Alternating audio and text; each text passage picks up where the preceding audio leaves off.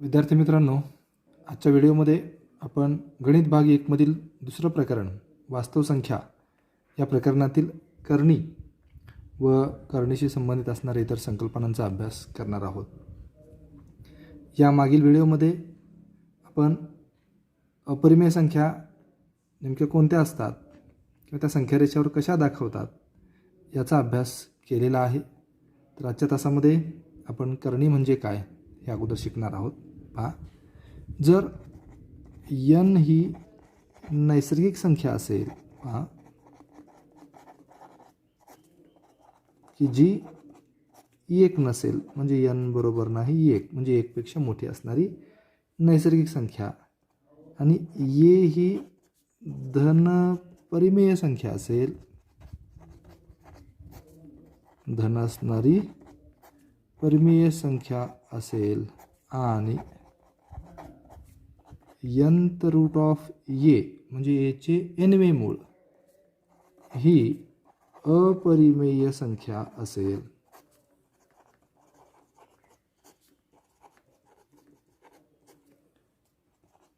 तर nth route of a च्या nवे मूळ ला किंवा या संख्येला करणी असे म्हणतात.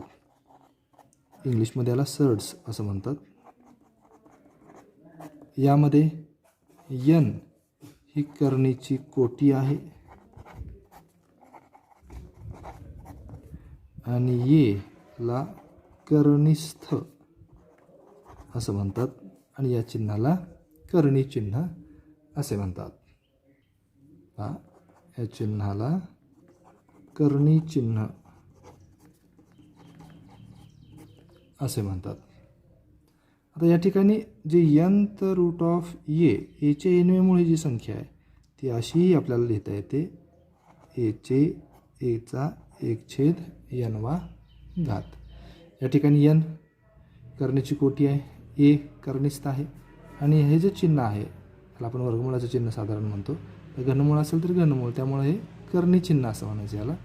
आणि a हा जो अंक आहे आतला याला करणीस्थ असं म्हणतात. उदाहरण जर आपण इथे घेतलं तर वर्गमुळात 3 ही संख्या आहे.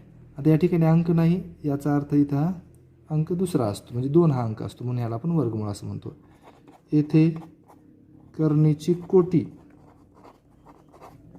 आता अगोदर ही करणी का आहे हे अगोदर पाहूया आपण. पहा, आता इथं हा जो अंक आहे जो मूळ दर्शवतो हा अंक नैसर्गिक संख्या आहे आणि ती संख्या 1 पेक्षा मोठी आहे. करणीस्थ जो अंक आहे तो अंक किंवा ती संख्या ही परिमेय संख्या, धन परिमेय संख्या आहे, आणि घन वर्गमुळात 3 ही पूर्ण संख्या ही अपरिमेय संख्या आहे.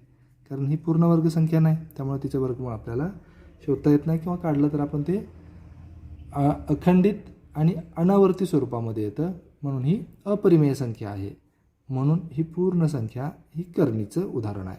आता इथं करणीची कोटी 2 आहे, करणीस्थ हा 3 आहे.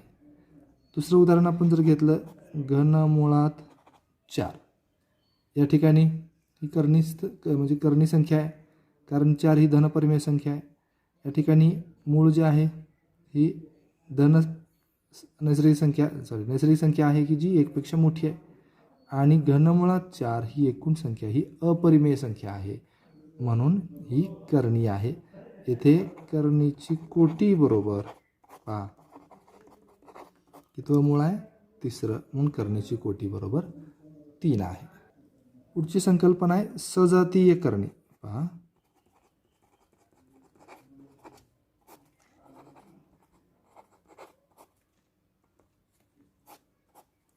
जर p व q या परिमेय संख्या असतील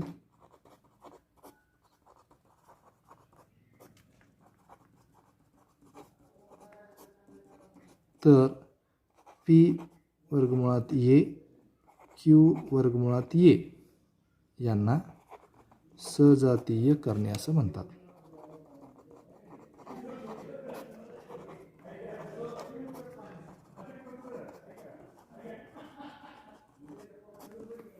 आता इथं सजातीय नेमकं कशावरनं, तर ही जी संख्या आहे कर्णी संख्या, तर ही संख्या इथं जी ऑर्डर म्हणजे कोटी समान पाहिजे आणि कर्निस्थ संख्यासुद्धा सारखी पाहिजे आणि त्याच्यापुढं या कुठल्याही परिमेय संख्या आहेत कोणतीही असेल. तर उदाहरणादाखल आपण घेतलं तर वर्गमुळात 3 आणि 2 वर्गमुळात 3 या संख्या आहेत. आता या ठिकाणी अंक नाही म्हणजे हा 1 आहे. आता इथं या दोन्हीचीही कोटी सारखी आहे जी 2 आहे. कर्निस्थांक तोही समान आहे म्हणून या सजातीय करणीची हे उदाहरणे आहेत. कुठलंही उदाहरण आपल्याला घेता येतं. पहा 2/3 वर्गमुळात 2 आणि 5 वर्गमुळात 2, तर हे देखील सजातीय करणीचं उदाहरण आहे. आता आपल्याला करणीची तुलना करायची आहे. पहा करणीची तुलना, कंपॅरिझन ऑफ सेट्स, करणीची तुलना. पहा जर ए आणि बी या धन वास्तव संख्या असतील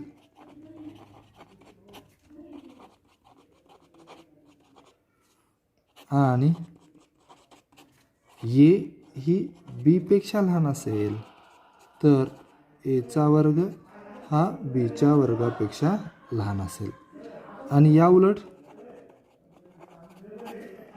जर एचा वर्ग हा बीच्या वर्गापेक्षा लहान असेल तर ए ही संख्या बी पेक्षा लहान असेल. म्हणजे करणीची तुलना अशा पद्धतीने आपल्याला करता येते. याच्यामध्ये करणीची तुलना करत असताना अगोदर आपण म्हणजे पूर्ण संख्या जी मिश्र करणी आणि शुद्ध करणीच्या स्वरूपामध्ये ज्या करणी दिलेल्या असतात. आता मिश्र करणी म्हणजे काय ते सांगतो. 2 वर्गमुळात 3 आणि 3 वर्गमुळात 2 या 2 संख्या आहेत. या ठिकाणी ही करणी आहे आणि ही परिमेय संख्या आहे.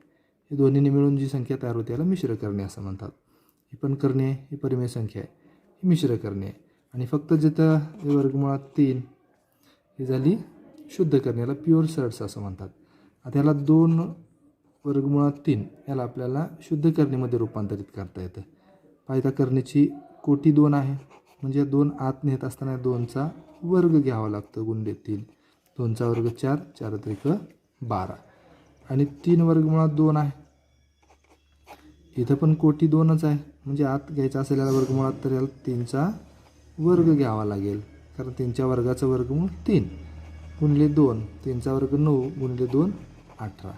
आता इथं 12 हा अंक 18पेक्षा लहान आहे म्हणून वर्गमुळात 12 लहान आहे वर्गमुळात 18पेक्षा आणि म्हणून 2 वर्गमुळात 3 लहान आहे 3 वर्गमुळात 2पेक्षा. म्हणजे अशा पद्धतीने आपल्याला करणींची तुलना करता येते. करणीची तुलना करत असताना फक्त आपण काय करतो तर याला दिलेली जी मिश्र करणे असते तिला शुद्ध करणीमध्ये रूपांतरित करून घेऊन नंतर कर्निस्थ संख्येवरून त्या कर्निस्थ संख्यांची तुलना करून आपण त्या करणीमधील लहान मोठेपणा ठरवतो. थोडक्यात तुलना आपण करतो. यानंतर पुढची संकल्पना आहे सजातीय करणीवरील क्रिया. त्याच्यामध्ये पहिली क्रिया आहे बेरीज आणि वजाबाकी या 2 क्रिया. आता कर्निस्थ संख्यांची किंवा कर्णी संख्यांची बेरीज आणि वजाबाकी करण्यासाठी दिलेल्या दोन्ही संख्या या सजातीय करणी असल्या पाहिजेत तरच त्यांची बेरीज किंवा वजाबाकी होते. उदाहरण पहा 2 वर्गमुळात 3 आणि 3 वर्गमुळात 3 या दोन्ही कर्णी संख्या आहेत आणि या दोन्ही सजातीय आहेत. जर यांची आपण बेरीज केली 2 वर्गमुळात 3 अधिक 3 वर्गमुळात 3 बरोबर 2 अधिक 3 वर्गमुळात 3 म्हणजे 5 वर्गमुळात 3. वजाबाकी आपण केली 2 वर्गमुळात 3 वजा 3 वर्गमुळात 3 बरोबर 2 वजा 3 वर्गमुळात 3 सामायिक आहे म्हणून ऋण 1 वर्गमुळात 3. म्हणजे कर्णी संख्यांची बेरीज आणि वजाबाकी करण्यासाठी या करणी सजातीयच असल्या पाहिजे. जर त्या सजातीय नसतील तर त्यांची बेरीज आणि वजाबाकी आपल्याला करता येत नाही. उदाहरणार्थ पहा 2 वर्गमुळात 3 अधिक वर्गमुळात 5 याची वजाबाकी बेरीज होत नाही. कारण या दोन्ही करणी सजातीय नाहीत. का सजातीय नाहीत? इथं कोटी समान आहे, मात्र कर्निस्थ संख्या जी आहे ती वेगळी आहे. सजातीय असण्यासाठी कोटी आणि कर्निस्थ संख्या दोन्ही समान असल्या पाहिजेत, तरच त्यांना सजातीय करणी म्हणतात. आणि सजातीय असतील तरच त्या करणीची बेरीज आणि वजाबाकी ही होते. दुसरी आहे गुणाकार आणि भागाकार. आता ज्याप्रमाणे बेरजेसाठी दिलेल्या करणी संख्या या सजातीय असल्या पाहिजेत, अगदी तसं गुणाकार आणि भागाकारामध्ये दिलेल्या करणी संख्यांची कोटी समान असली पाहिजे. मग त्या सजातीय असतील किंवा नसतील तरी आपल्याला त्यांचा गुणाकार आणि भागाकार करता येतो. उदाहरण, वर्गमुळात 2 गुणिले वर्गमुळात 3. आता या करणी सजातीय नाहीत. मग आता वर्गमुळात 2 गुणिले वर्गमुळात 3 या ठिकाणी दोन्हीची कोटी समान आहे. कोटी समान असल्यामुळं यांचा गुणाकार आपल्याला करता येतो. कोटी यांची समान आहे, 2×6. अगदी तसंच भागाकारामध्ये सुद्धा आपल्याला हा भागाकार असा लिहिता येतो, वर्गमुळात 2/वर्गमुळात 3 बरोबर वर्गमुळात 2/3. म्हणजे करणी संख्यांचा भागाकार करण्यासाठी फक्त त्यांची कोटी समान असली पाहिजे. मग ते सजातीय असतील किंवा नसतील तरी आपल्याला त्यांचा गुणाकार आणि भागाकार करता येतो. नंतर पुढचा मुद्दा आहे करणींचे परिमेयीकरण.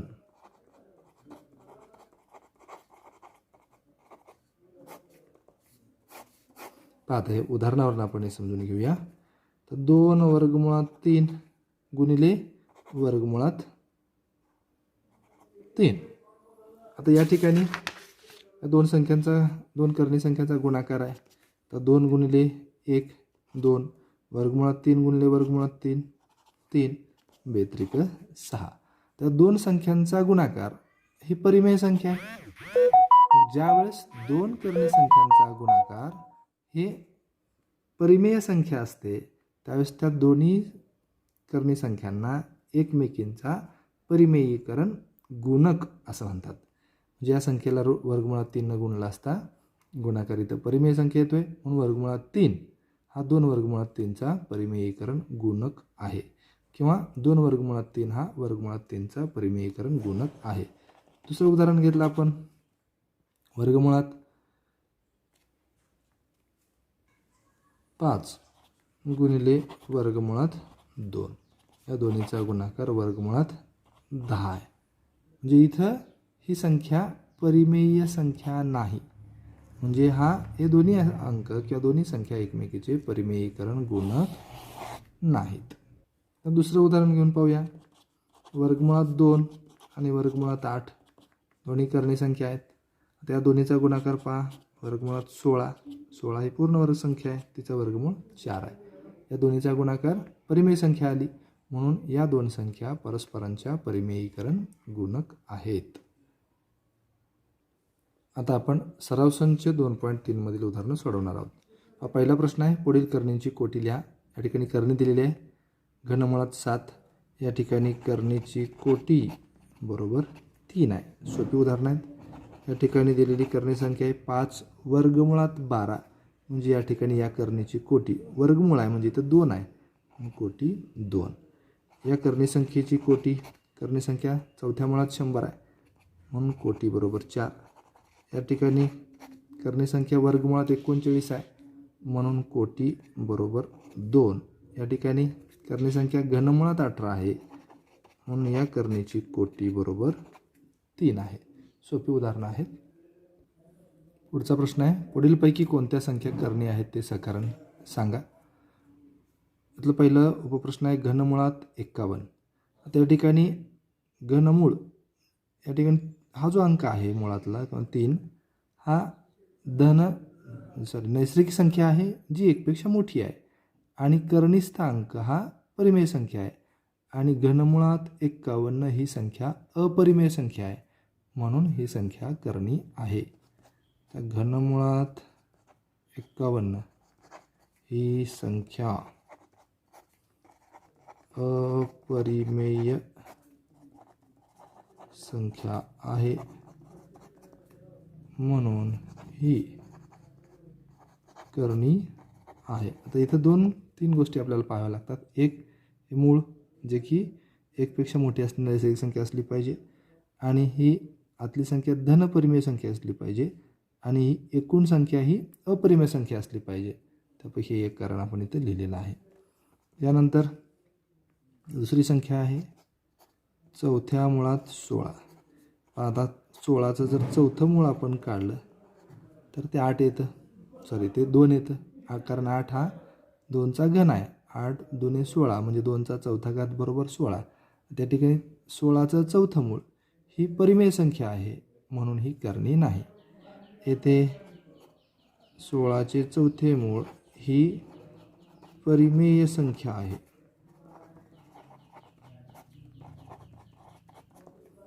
म्हणून चौथ्या मुळात 16 ही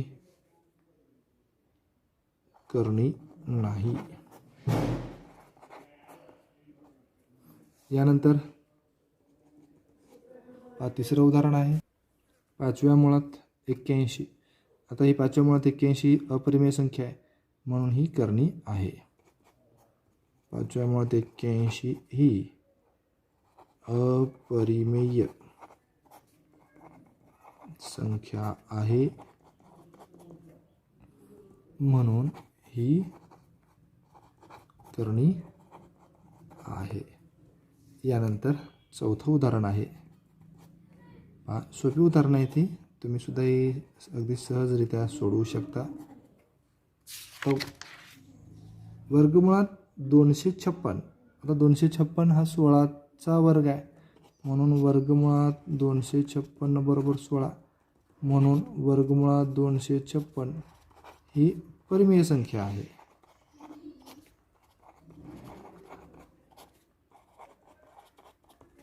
म्हणून वर्गमुळात 256 ही करणी नाही. तर अशा पद्धतीने ही उदाहरणं सोडवायची आहेत. तर घनमुळात 64. 64चा घनमूळ 4 आहे म्हणून घनमुळात 64 ही संख्या परिमेय संख्या आहे आणि म्हणून ती करणी नाही. त्यानंतर 6वं जे उदाहरण आहे ते घनमुळात 22/7 आहे. घनमुळात 22/7 ही अपरिमेय संख्या आहे म्हणून ती करणी आहे. अशा पद्धतीने आपण ही उत्तरं लिहायची आहेत.